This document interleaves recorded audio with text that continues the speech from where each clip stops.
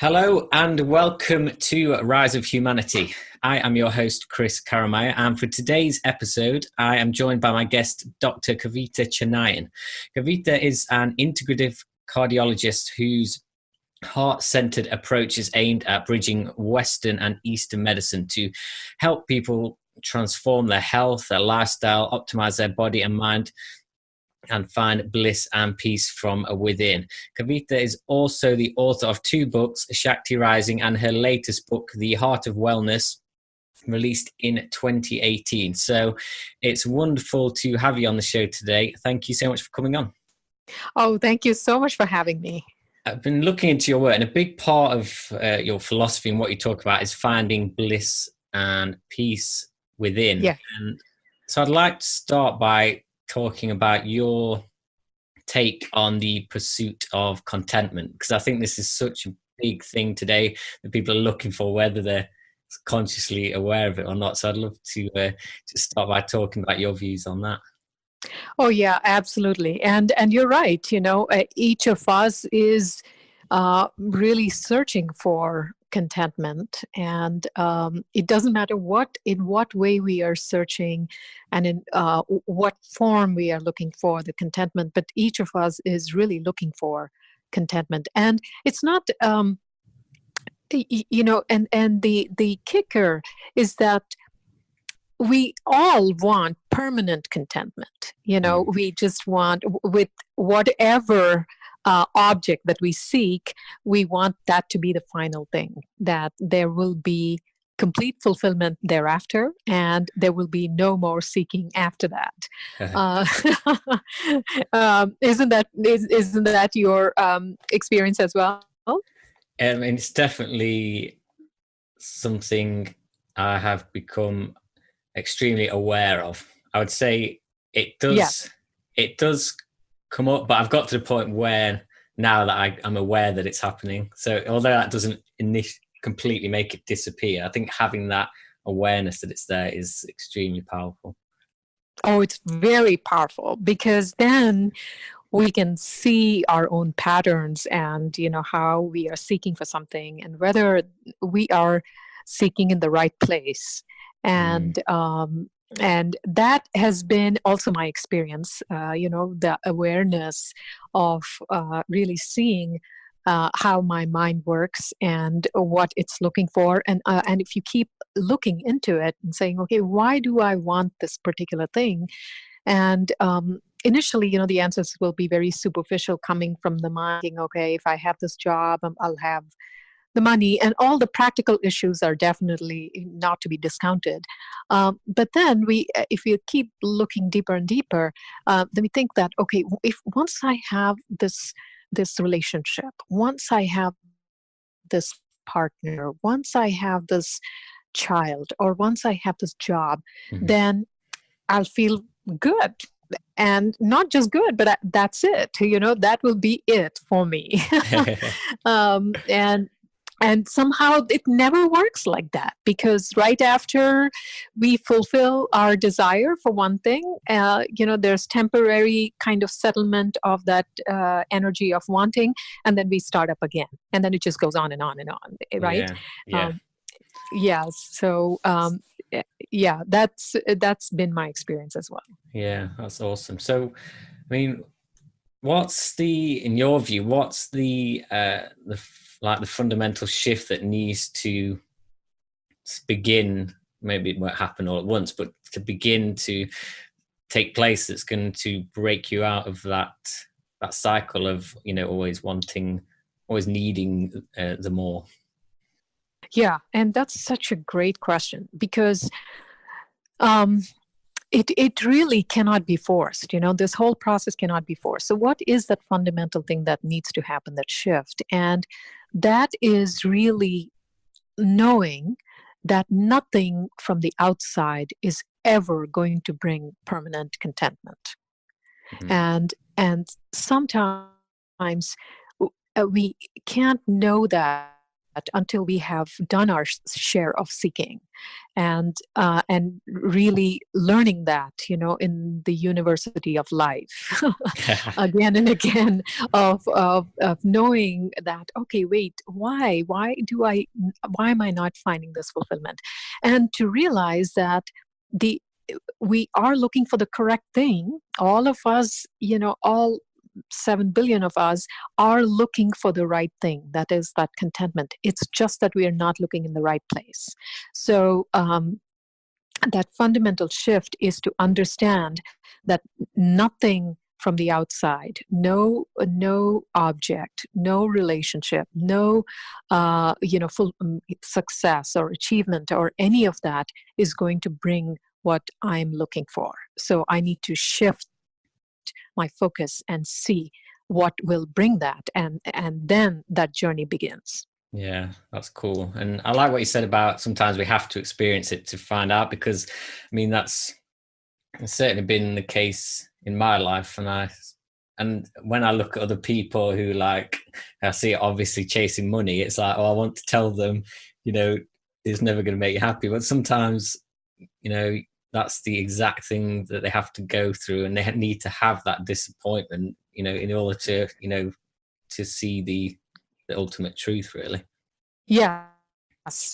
And the beauty of life is that it also wants us to find that, it also wants us to find that. And so it will constantly lead us to these opportunities, whether it's in the form of disease or whether it's in the form of, relationship breakups or heartbreak or loss. It's always showing us that all of those things that we are looking for are impermanent, and to have that shift. It's just that, each of us will have that shift in our own space and in our own time, and it's just one of those things. Yeah. And do you think then do you see, like, all of those things that we're seeking, they are already kind of within us, but we have to experience those things outside of us to trigger that feeling within? How do you see that? Yeah, and the issue is that what we are seeking, that contentment, is already within us. It's just masked, and occasionally we'll feel that, we'll experience that contentment. So the thing of it is, if you really look at it, if you examine the whole process of wanting and getting something. So say you are looking for a job and you want a particular job, and you get it. And initially there is that energy, that agitation of wanting. And then when we get that, whatever it is that we are looking for, suddenly that energy dissipates, and what is already present within us, that contentment, shines through temporarily. And we think that happiness is because of the job. No, it isn't. It's because the energy that was covering up that ever-present bliss has been, laid to rest temporarily. Yeah. And then it starts up again in the form of wanting something else. Yeah, it's such powerful awareness. I love it. And one of the things that you say in your work is that you realized that you were seeking the end of seeking. Yes. And that's exactly it. I mean, if we think about it, when we are constantly in this mad rush to get whatever it is that we want, we are thinking, innocently believing that will be the end. That we will never need to seek again after that. Whether it's in a relationship or whatever it is that, each of us has a tendency to seek for different things. And we think, okay, once I have this house, in the mountains or whatever it is that, drives our fancy, that's it. I will not be seeking again. So ultimately, each of us is, at the bottom of it all, we are seeking the end of seeking. Yeah. And it's a big life journey. I mean, it's not something that's going to happen overnight, but when you begin to live from that place of not seeking as much, and living from the heart more, and what does life begin to look like, and what kind of shifts take place when setting goals and all that kind of thing? What's your view on, how different life will look when you come from a place of fulfillment rather than lack? It's a completely, it's like 180-degree turn, Okay. and because all of our seeking comes from a sense of lack. All of us have this sense of lack, and that's because who we are is eternal bliss consciousness. Mm. And we don't realize this, and we actually identify with this body and with this name and with the story and this, the story of our lives, and we think that's what we are. But inherently, deep down, each of us has this intuitive sense that there is something more, there's something much greater than all this. And that sense of being already whole, already complete, no matter what our life circumstances are. So when we have that shift, from being driven by a sense of lack to now resting in contentment, then it's not like we stop doing things or we are no longer motivated or we can't contribute to society. It's none of that. We continue to do our work. We continue to perform, our roles and so on. But then we realize that I'm not my role. Mm.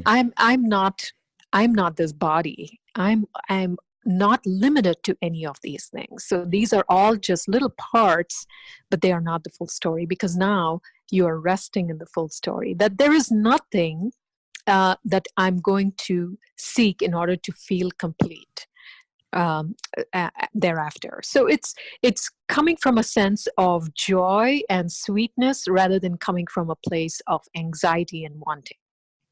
Yeah, and I imagine when you make that shift, it brings a whole new kind of meaning to success, and you can bring a whole new energy to your work that otherwise would have been unavailable to you. But you're saying that it's not about not wanting to necessarily be successful or make be financially successful, make it a successful career, for example, but it's the coming from a place of fulfillment already will change the way you approach it.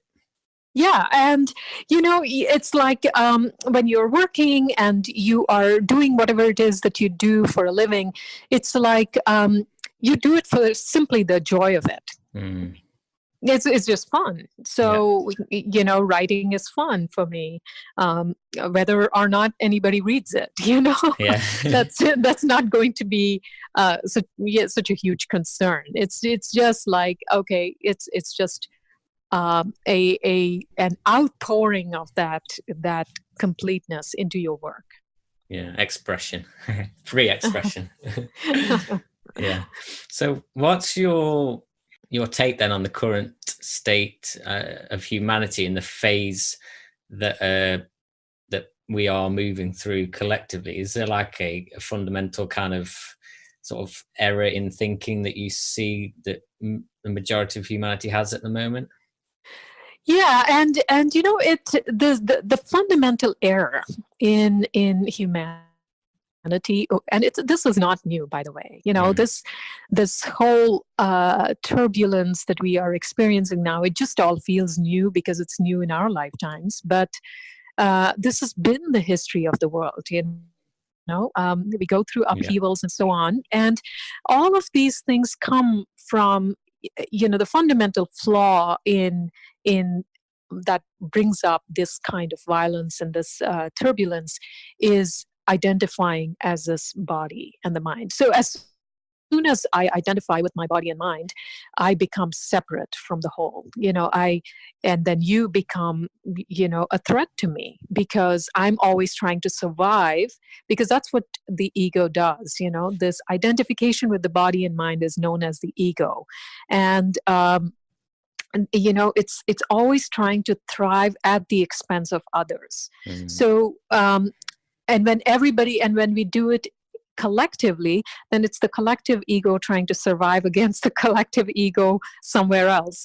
And it all comes from this fundamental flaw of not understanding that life moves as a whole, and each of us is connected. You take a sip of tea in the UK and that's going to affect me. Mhm. and affect the rest of the billions of us. And there is absolutely no action that each of us can take that is not going to move the whole in a particular way. And we don't understand that, because we are so narrowly focused on our life story and our particular, needs and wants and difficulties and challenges of the moment. And the way we are moving as a planet is part of the whole. So you know and always, I remember, or rather I really appreciate one thing that Gandhi used to say, which is be Mhm. the change you wish to see. So instead of trying to despair on, oh my gosh, this is the state of the world, we could change that by saying, okay, what is my part in this? Yeah. Right. And and and and it's so powerful. We think that, okay, what can I do? Right. What can Mhm. I do with when all this is happening? But actually, it's very powerful for each of us to be the change we wish to see. And imagine if each of us did that. Yeah, that's very cool. And I love that. It's definitely been, I mean, a big awareness over the years for me is understanding that we are all interconnected energetically, and change that you make to your, you shouldn't underestimate the changes that you make to your own, like just your mood, for example, can have a huge ripple effect over time, and impact the world Yes. in big ways.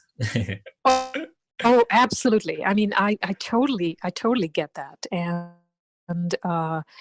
And the little things that we do, and just understanding that whatever I do is going to affect everybody else, and suddenly our perspective shifts. We Yeah. don't even have to have big shifts in awareness. It's just really understanding that whatever I do affects everybody else, and it's not Mhm. just my children and my immediate family, but literally everybody. Yeah, that's cool. So, I mean, talking about that kind of reaching or intending to reach kind of the end of seeking, what's the process of kind of beginning to uh, end that cycle? Yeah, so that is the process that I've described in the Heart of Wellness, which is, Mm-hmm. um, and it's what I've described in the book is really a fundamental paradigm shift in how we define wellness, because wellness isn't really the absence of disease or taking supplements or feeling a certain way. It is this coming in alignment of who we really are, and that wholeness and the wellness is a part of that paradigm shift. Mm-hmm. And so what I describe in the book is, and this is what I teach as well, is a an outside in approach combined with an inside out approach. So outside in as in optimizing our bodies in some very fundamental, very simple ways of changing our lifestyle to be more in alignment with the circadian rhythms, and eating a certain way so that optimizes our bodies to be able to do the deep work this is going to take to have that Mm-hmm. shift in paradigm. And the beauty of it is these lifestyle changes are not very hard to do. They're very simple. And I have a lot of patients, and this is really what I prescribe in my clinic as well. And it's very interesting to see that just a few months of applying these lifestyle changes suddenly makes them feel different. And that's because we've reset our neurohormonal pathways. And now, once we bring our bodies back into a little bit of a balance, then we can start to look within and say, okay, let me look at my mind now. Mm-hmm. Because previously, when our bodies are chaotic and our lives are chaotic, it's hard to look at our minds because our minds are chaotic too. Mm-hmm. And so we need some semblance of order. And that's where the lifestyle changes come in. And then we can start looking at our minds, and then working to stop being a slave of the mind and instead become its master. So that's the inside out approach. So that's what I recommend, which is a very holistic way of working with ourselves, with compassion. Yeah, and it sounds very complete. And I think it's interesting though that you said about the outside in first, because are you saying that if you're like physically you're drained, you're burnt out, your energy's low, your vibration's low, it's harder to make those internal shifts. Is that what you're saying? Yeah, Yeah. exactly. I mean, that's hard, right? I mean, when Yeah. we are tired and just cranky and just going without really, pausing to think what we're doing, it's really hard to work on ourselves internally. I think, yeah, I mean, it's a very good way of doing it. It seems pretty complete to me because do you find at all that people try to do the inner work first, and then if they haven't got that other piece in place, it just doesn't work and they end up frustrated? Actually, the foundational stuff that I teach is meditation, Right. and meditation is so powerful, so very powerful, that once we kind of surrender to the process of meditation, some of these lifestyle changes happen automatically, because Mm. all of a sudden, your body, you'll just start listening to your body when it says, I really should not be going for that drink right now, or I shouldn't be really eating the Big Mac and fries. I don't feel good when I eat that. So we become more aware of, intuitively, of what the body needs.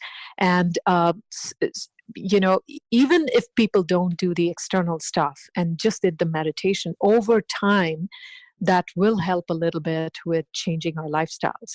But I like working on both together because it's much more powerful. Yeah, yeah, definitely. So I think, yeah, you could kind of say, oh, should I do the inner work first and then my outer word will change, or should I do my outer word first and then my inner word will change? But if you combine the two at the same time, it becomes even more powerful. Exactly. Yeah, nice. That's cool. So is that what that's the teachings that you do in your Heal Your Heart program? Is that right? Yes, that's the teaching I do, which is really everything that's in the book, which is working on meditation, and then diet and lifestyle, and breath work, and in the book I describe really why we need each of these components, and which parts of our makeup, our physical psychic makeup, each of these things work on. And then we do this whole process of decluttering, which is people usually associate decluttering with their house or their physical space, which is very important. But that is a big part of my program. But also we work on decluttering our minds. And in the context of deep meditation and cultivating stillness, then we are able to declutter our minds, and that's through the process of self-inquiry. Yeah. And so the people that you work with or have worked with in that program, when you say heal your heart, are you talking on an emotional level, or do you actually work with people who have actual heart issues as well? Oh yeah, they have actual heart issues as Yeah. well. Okay. Yes, yes. Yeah. So Um, you're taking a much more holistic approach, and you're looking at the underlying imbalances rather than just treating like symptoms. exactly. And that's the premise of the book is you know how do we approach disease. And in Western medicine, of course, I was trained to look at disease in a very different way. Here is this disease, and this is how you treat it, with medicines and with procedures, all of which are fabulous. Technology has improved so much that, I mean, imagine this world without antibiotics. We wouldn't have made these advances without um, some of these discoveries, and how we treat heart attacks, and all of that is just beautiful. And But at the same time, the Western medicine has been lacking in understanding this very deep roots or causes of illness, which lie in how we think and how we feel and how we interact with the world and with ourselves, and how that causes these energetic blockages and these issues within ourselves that eventually manifest as disease. Yeah, so I mean, with the way that you treat the health problem, it sounds like really it's kind of an opportunity to create a whole new life. Whereas you might think, typically based on Western medicine, oh, I've got a unhealthy heart, I just need to get more healthy. But I suppose if they go through your process, it's really the start of a whole new life. Yeah, absolutely. Because, heart disease is a chronic illness. There is no cure for it. There are very few things in cardiology where we can say there's a 100% cure. Very few things, actually. And it's a chronic illness. So how are we going to live with it? That's the key, isn't it? So you have a diagnosis like heart disease or cancer. Is that it? Is that going to become your identity? Is that going to define your life? Or can you still find wholeness despite the disease? Yeah. And then what happens to your relationship with the disease? Yeah. Right. So and that is really powerful when we realize that no disease, no matter how serious or how life-threatening, can diminish who we really are. And so disease, in fact, should be welcomed as an opportunity, because that's what I tell my patients. If you've had a heart attack and you've survived it, it's life telling you, hey, wake up. Yeah. So wake up. It's just giving you an opportunity. Yeah, that's so cool. It's a gift, really, if you look at it in the right way. I mean, isn't everything a gift? Even when it doesn't feel like it, right? Yeah. It's everything is a gift because we are given, and life is really much kinder than we give it credit for, because it's always giving us these opportunities to wake up to who we really are, and saying, you're not this little person. Wake up and see how grand you really are. That's what life is telling us. Yeah, I suppose it all just comes down to your psychology, and if you believe, you take on challenges as if they are an opportunity, and that kind of just transforms everything, really. Yes, exactly. Yeah, that's cool. And what kind of like, are there any like typical results that you would say that the people who've been through your program or the people that you've worked with have overall? Yeah, so that's the thing. Of course, a lot of my patients have had lowered blood pressure, lowered cholesterol, and I've published paper showing all that. But then, a lot of these things that I'm talking about, this shift in perspective and perception, is very subjective. You won't be able to measure how I'm looking at things, and I won't be able to measure how you're looking at things, right? There is no measure for it. It isn't an objective measure. And so this is where, a lot of our research actually gets hung up, because you can't measure what is not objective.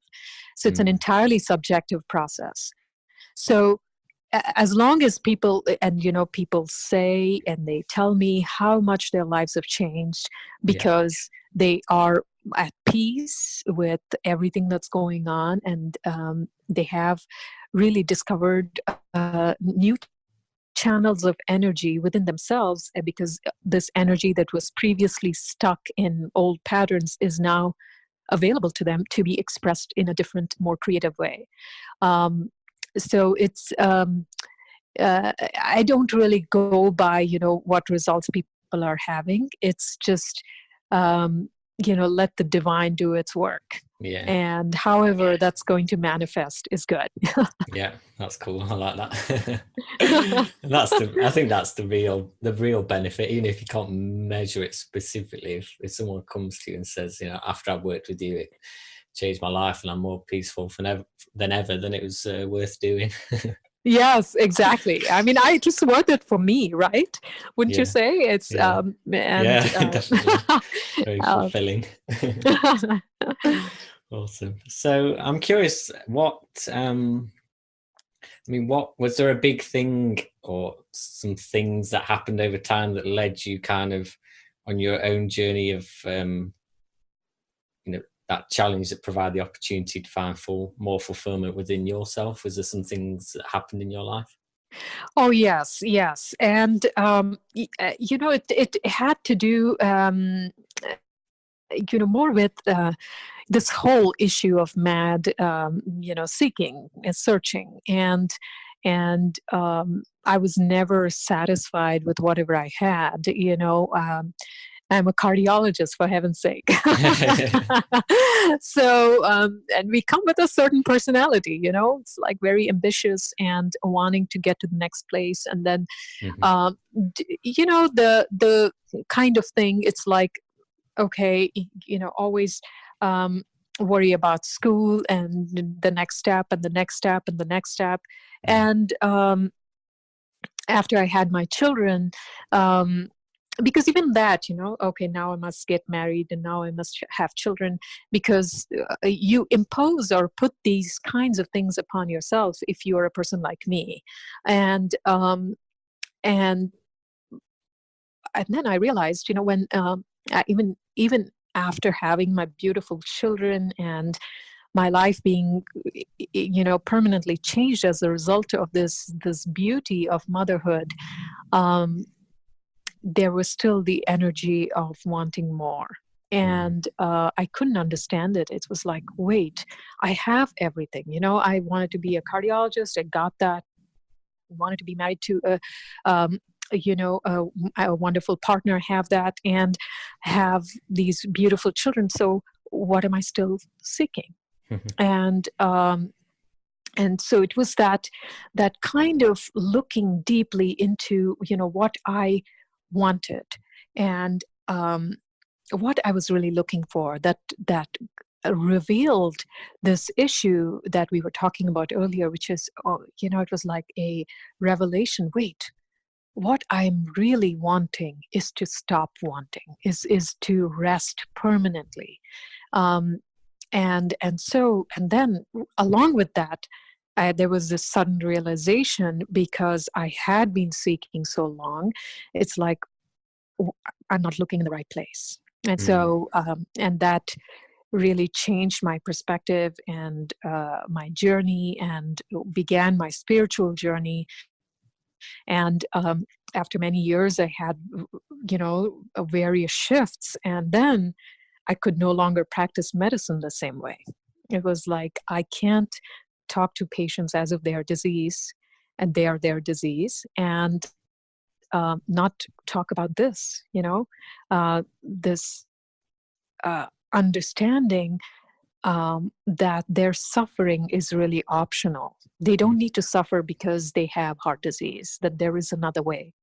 And so that's when I started really integrating, you know, things into my medical practice. And then I trained in Ayurveda, and um, started teaching and practicing medicine a little bit differently. So that's really what happened. Yeah, it's a great story, and you can see, like, looking at the bigger picture, how it's all come together perfectly to create this really powerful philosophy that you've got and way to change people's lives. Yes, yeah, and again, I think each of us, that's what I was saying earlier, is we kind of think these things are normal. Everybody around me is doing the same thing. Mm. Everybody is as driven and ambitious as I am, so this must be the right thing. And then you realize that, wait, just because everybody is doing something doesn't make it right. Yeah. Definitely. I mean, yeah, you can, if when you have that awareness of just questioning why you're doing things, like having a family is a wonderful thing, having a relationship, a great relationship, wonderful, having a great job, but when just begin to ask yourself, why am I doing it? Am I just doing it because society says so? And I think when you begin to ask that question, you begin to look within, and then you'll find a new level of fulfillment from those things rather than relying on them to make you happy. Oh, yes, absolutely. Absolutely. Yeah. Awesome. So, is there any kind of like parting advice that you would like to share with the listeners that are, struggling, find themselves stuck in that cycle of, I need to achieve this next goal to be happy, and what they can do to start finding fulfillment within? Um, I think one thing that I would suggest is to just pause and really contemplate on your life and see if what you're doing is bringing you what you want. And this is what I tell my patients. If your old patterns have been working, go with them.